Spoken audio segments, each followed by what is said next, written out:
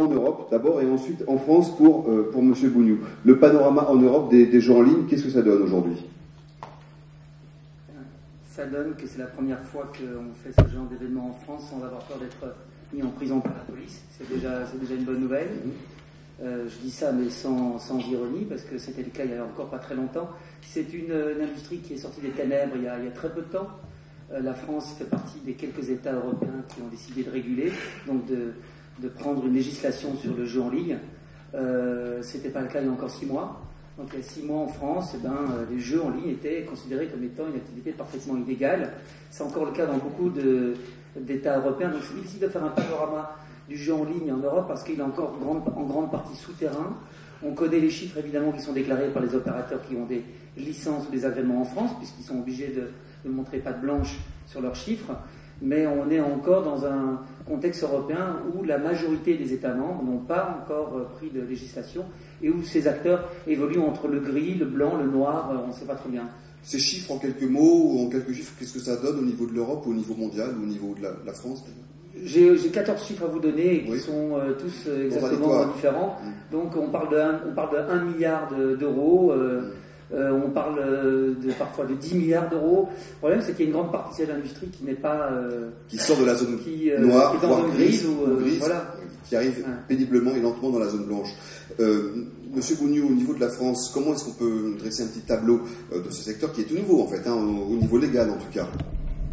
Alors, je crois que la première chose, c'est de parler un petit peu du calendrier et de rappeler que, comme le soulignait Maître Verbiste, on est dans une industrie qui est rentrée dans un cadre légal de manière extrêmement récente, puisque tout le cadre réglementaire date de 2010, de cette année. Initialement, en 2003, la Cour de justice européenne avait fait bouger un peu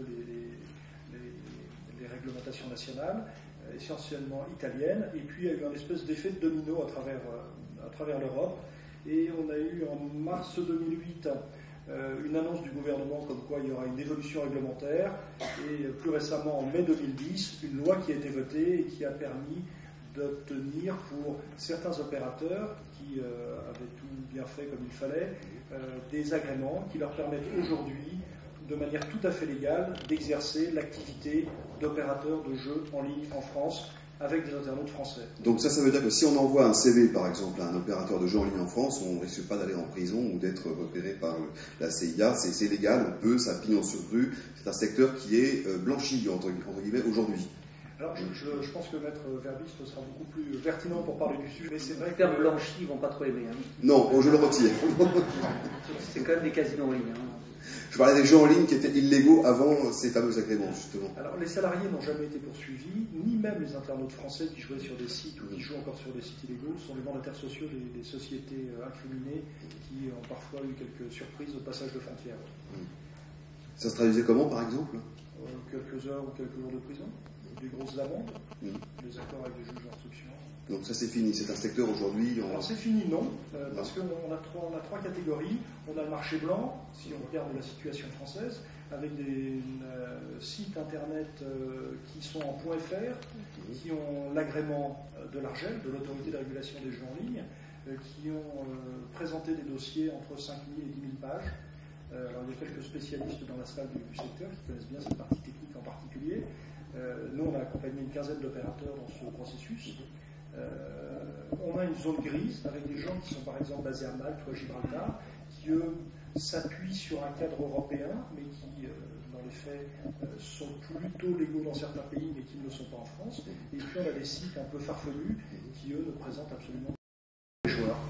Vous avez parlé de sites farfelus, il y a quelques incongruités aussi dans ce secteur, je crois, Maître Verbiste, vous pouvez nous en dire quelques mots. C'est toujours intéressant de voir un petit peu quelles sont les bizarreries d'un secteur, c'est là qu'il y a des opportunités, souvent c'est là qu'on peut, trouver des pistes intéressantes. Qu'est-ce que vous avez remarqué comme incongruité dans le secteur des jeux en ligne en France, en tout cas?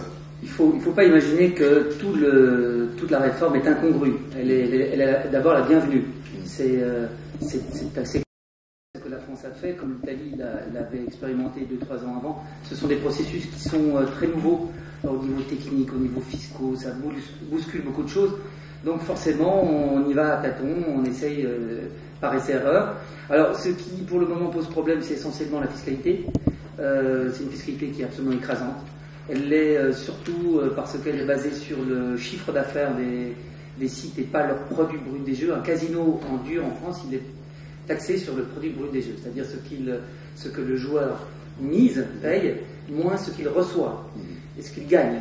Et ce qui constitue en fait le vrai chiffre d'affaires du casino. Donc il encaisse 100 et il reverse 80, il reste 20 dans la poche du casino, il est taxé là-dessus. C'est là-dessus qu'il est taxé. Voilà. Tandis que, en l'occurrence, pour le jeu en ligne, c'est le chiffre d'affaires du casino en ligne, si vous voulez, du site, voilà, qui est taxé sans tenir compte des gains des joueurs. Ce qu'en fait le site paye lui-même, ou rétrocède lui-même aux joueurs. Donc c'est un faux chiffre d'affaires. Donc ça pose déjà un gros problème. L'assiette est énorme en fait, c'est ça. Comment ? L'assiette est énorme. Voilà, c'est un problème d'assiette et pas de taux. Le deuxième problème, c'est que pour des raisons vraiment très politiques, on a ouvert que très partiellement le jeu en termes de type de jeu autorisé. Aujourd'hui, on n'a que les paris hippiques, les paris sportifs et le poker qui sont autorisés, alors que le jeu en ligne est beaucoup plus vaste que ça. Au moins 30 ou 40% du marché mondial du jeu en ligne se fait sur les jeux de casino. Qui sont interdits encore. Qui restent interdits. Ce qui est étrange finalement, parce que l'industrie des casinos en dur en France est l'industrie la plus importante en Europe. Il y a 5 casinos en France. C'est vraiment très très important. Elle n'a pas réussi, pour des raisons que je n'ai pas le temps d'expliquer, elle n'a pas réussi à faire entendre sa voix auprès du gouvernement pour que finalement leurs jeux à eux traditionnels soient autorisés aussi sur Internet. Vous m'aviez parlé de mythes aussi, avec des mythes qui circuleraient sur ce secteur des gens ou des fantasmes. Je ne sais pas, est-ce que vous pouvez un petit peu recadrer la réalité sur ce secteur ô combien fantasmatique, puisqu'on a appelé cette intervention Eldorado ou Far West, sur les gens en ligne justement. Un mythe qu'on peut déjà désamorcer complètement, c'est celui de la sécurité. Les gens ont peur de miser de l'argent parce que ça fait peur de donner de l'argent à un site qui n'est pas une banque. Aujourd'hui, les sites, c'est des banques. Les sites de jeux, c'est des banques. Peut-être pas tous, il faut peut-être être prudent et regarder à qui. Ils sont régulés en France. D'accord. Je parle ici de ceux qui sont régulés en France, maintenant. Il y a une offre légale aujourd'hui qui est régulée par un nouveau régulateur qui est extrêmement pointilleux sur la sécurité, un cahier des charges qui est très précis. On disait tout à l'heure, des gens de la sécurité ici qui sont spécialisés aussi sur le jeu en ligne, qui peuvent en témoigner. Aujourd'hui, un site de jeu régulé par l'Argel, c'est aussi fiable qu'une banque en ligne. Est-ce qu'il faut repérer un sigle Argel sur le site Bien entendu, oui. Pensez bien que ceux qui ont sué pour avoir l'agrément Argel, ils le mettent comme un sapin de Noël. Il y a peut-être des faux sites qui mettent des faux sites Argel aussi, mais ça on y reviendra, c'est notre débat encore. Mais il faut mettre avec un G alors, il faut Argel avec un G et un J. Voilà, par exemple.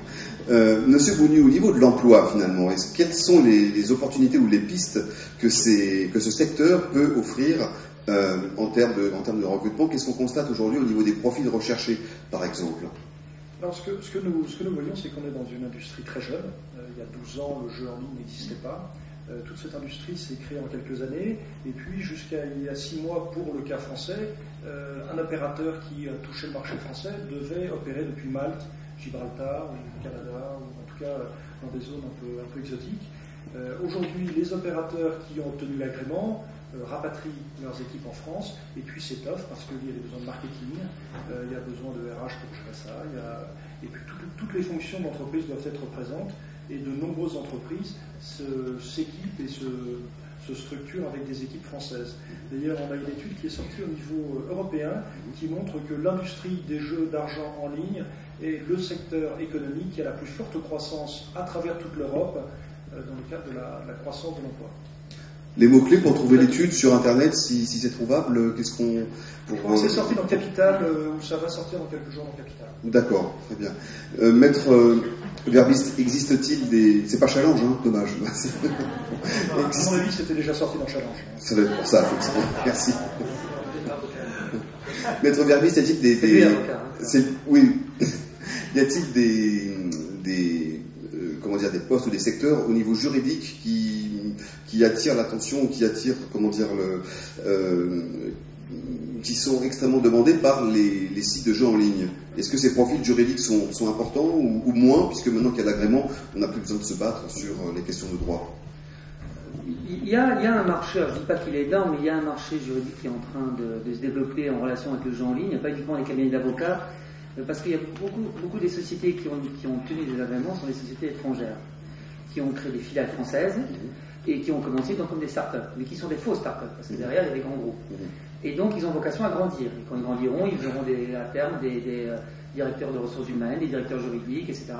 Donc c'est des sociétés qui ont un gros potentiel de croissance, mais qui sont encore relativement embryonnaires au niveau de l'organigramme. Donc oui, il va y avoir des postes de directeurs juridiques qui vont être prévus, d'autant plus que l'aspect régulatoire, pour utiliser un terme qui n'est pas français, mais qu'on comprend bien, est très très important. Il y a une obligation dans l'agrément lui-même qui est d'assurer une veille juridique et régulatoire permanente. Alors aujourd'hui, c'est des cabinets d'avocats qui le font parce que, comme je le disais, ils ne sont pas encore équipés en interne. Mais comme dans d'autres domaines, de nouveau, j'aime beaucoup la comparaison avec le milieu bancaire. On est vraiment dans un environnement qui ressemble à la banque, avec des compliance officers, avec le même genre de contraintes que vous allez rencontrer. Même au niveau des directives européennes anti-blanchiment, on s'applique aussi à cette activité. Donc on est vraiment dans une activité qui ressemble plus à une banque qu'à un site de commerce électronique classique. Donc ils vont développer le même genre de métier. Vous voulez quand même pas dire qu'on a la même sécurité au niveau de la rentabilité du capital investi? D'accord. Très bien. Pour résumer en 3 points sur l'emploi, petit 1, rapatriement des emplois de l'étranger, de Malte, etc. vers la France. Petit 2, secteur du jeu en ligne, une entreprise comme une autre avec des besoins en marketing, RH, etc. Petit 3, pas mal de besoins quand même au niveau du droit, de la régulation, du juridique. Pour résumer entre nous. Eh bien écoutez, je vous remercie. On va donc passer la parole maintenant à Françoise Lamotte, donc, qui est responsable du business multicanal à AXA, qui va nous expliquer comment justement à AXA, je ne veux pas déflorer votre sujet, on essaye à la fois de préserver l'existant tout en mettant le turbo sur l'avenir, en privilégiant plusieurs canaux de distribution.